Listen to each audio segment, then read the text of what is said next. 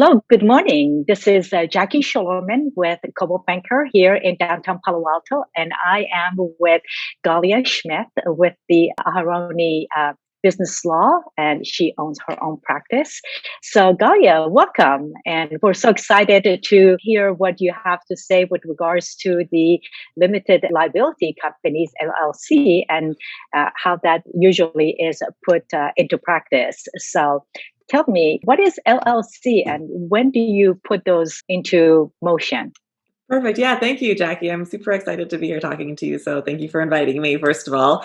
Yeah. So LLCs and limited liability are one of the main things we help people with at my firm. And I thought it might be something that your followers and your clients might benefit from hearing about. So kind of the very first thing I always start with when I'm talking about this is before we even get to LLCs is what is limited liability itself. So that's kind of question number one. So I usually try to start with actually what happens if you don't have limited liability. So if you don't have limited liability and you're doing something in business, and you get sued for something that happened in the business or related to the business, then the person suing you can come after all of your personal assets, anything you own. So if you own a house or anything you have in the bank or your car, or if you're married, any community property you have with your spouse too. So it can be a really big deal. And if you have limited liability through a company like an LLC or a corporation, then that means that if the company gets sued, the person suing you, if you're running the company well,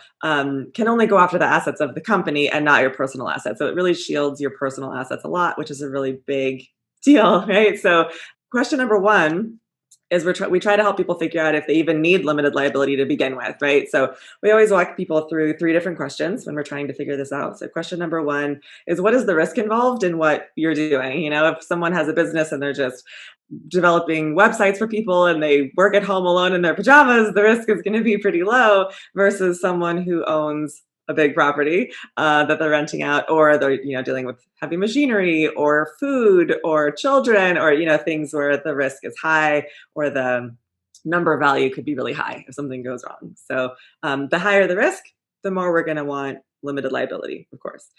Step two is, what are your personal assets? So the more personal assets you have, the more you're going to want to protect them, right? So some people, even if there's some risk, are like, you know what, I don't have anything, so let them come after me, sue me, good luck to them. But sometimes it's the opposite. Even if there's low risk, they just got an inheritance, or they have a house, or their spouse has a lot of assets and it's community property.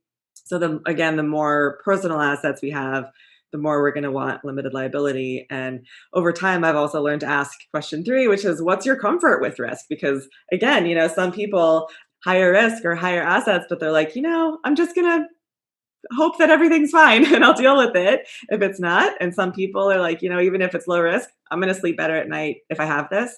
So that's a personal decision, but it's something that I think is a really important factor people don't usually talk about. At what point do you think that people should consider creating LLC? I mean, is there like a certain asset amount that you need to protect it, or do I need to even include Yeah. LLC in my portfolio? Right. It's a good question. And again, that's why I ask that third question, which is about personal comfort with risk, because for some people, they could be broke and still feel like it's worth it to have that. But some people are going to have a much higher threshold for what they're comfortable with. So I think if you have community property or a house or kids that you have a college fund and you're trying to protect that, those are all good signals that it might be a good time. But it depends on all three of those things. What is the risk of what you're doing? How much do you have? And just how comfortable are you with the situation? And it's something that a lawyer can help you walk through. But a lot of it is kind of a personal decision based on how you feel. Yeah. Yeah. What about if someone has multiple either investment properties or commercial properties or even different companies? Do they need to have LLC for each one of them? So that's a good question. So before we even get to that, I can talk about if someone does seem like a good fit for limited liability, then we'll talk them through the different options of limited liability companies. So there are a few like corporations, but LLCs tend to be a good place to start, especially for rental properties, but also for other types of small businesses as well. So LLCs are handy because they tend to be a lot more flexible than corporations. They tend to be a little better tax-wise, at least for small businesses. But the downside of an LLC is, first of all, in the state of California at least, there's a minimum $800 a year tax to the franchise tax board. So if you're doing something small, that might not be worth it. But if you're doing something bigger and you want that limited liability, it might be worth it. And then on top of that, you have to have separate bank accounts for every LLC. And there's just extra admin involved because you want to run it correctly and you want to run it as if it's its own business and not just an extension of you, because if you do get sued, that's really important. And then there's also just the extra admin of everything being in the LLC's name. So if we're setting up an LLC for someone who has a rental property, which I think is, your viewers are most likely to be interested in that, it's the same sort of thing. We're looking at whether it is going to help them protect their limited liability and whether it's worth it. So we're going to look at their risk. We'll look at their personal assets. We'll look at their risk tolerance. Even just a single LLC, if you have a single property, it might not be worth doing because, again, we've got the fees and we've got the admin, and some people just might not want to deal with that. But to answer your question, if you have more than one and you're thinking about setting up LLCs, there's actually multiple ways to do it. So you can have one LLC and multiple properties in it, or you can have one LLC per property, or some people even set up an LLC that's the owner of all of the separate LLCs for each property beneath it. So that's the most complex one. And there's pros and cons of each. So if you have one LLC with multiple properties in it, you're going to have less admin, which is great because you're only going to have one LLC. So there's one franchise tax board fee you're paying and one set of bank accounts, and the upkeep is going to be easier. But all of the assets belong to the LLC, including the other properties. So if one property has an issue and the company gets sued for property number one, then property number two is an asset of that same LLC. So property number two could be gone after in a lawsuit, even if the issue was with property number one.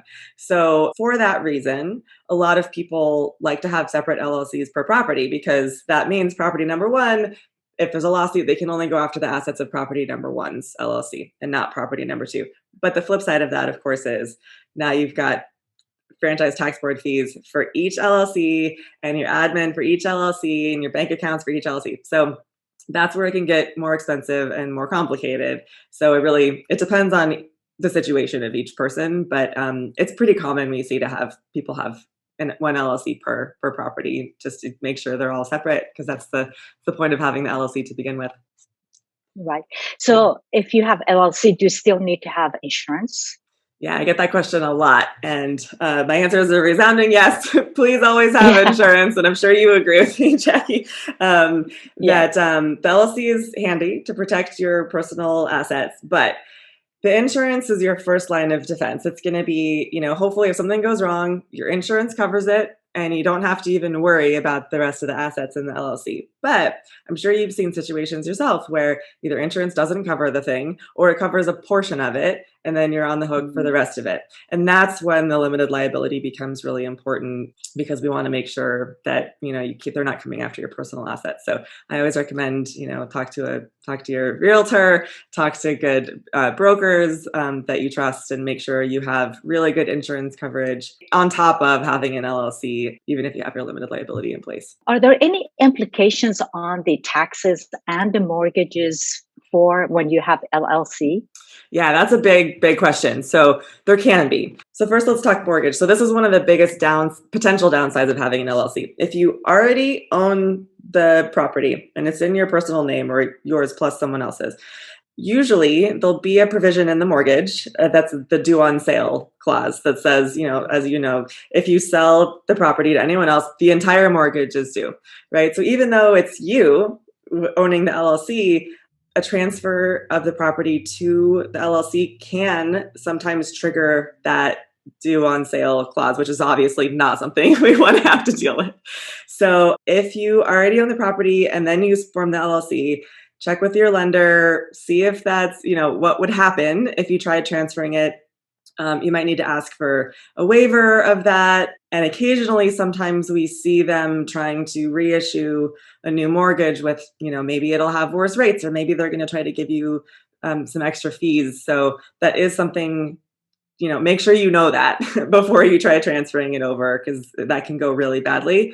If you don't have the property yet, because of that, it's a really good idea to have the LLC first and then buy the property, because then you can put it straight into the LLC and you don't have to worry about any of that stuff. And on the tax end, that's where I always recommend talking to a tax advisor anytime you're going to form any sort of entity, but we're talking about property ownership here. Before you put it into the LLC, just make sure you know that any possible tax implications and consequences. Another thing that comes up is sometimes transfer taxes can kick in depending on the situations. So that's why, it's a really good idea to also have your tax person be involved in this decision before you do it, because again, it depends very much on the situation, but we want to avoid any bad tax consequences to you if you're going to do this. When I do deal with my client, I do see that they have either sometimes they put their properties in a trust or quite often LLC.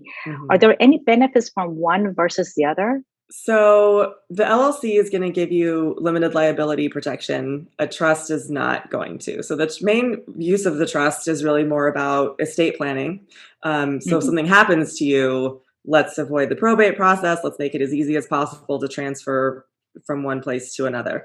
It brings up a really good point too, that another person I think you should have on board in this decision is your estate planner if you have a trust set up, because the LLC can also be put into your trust.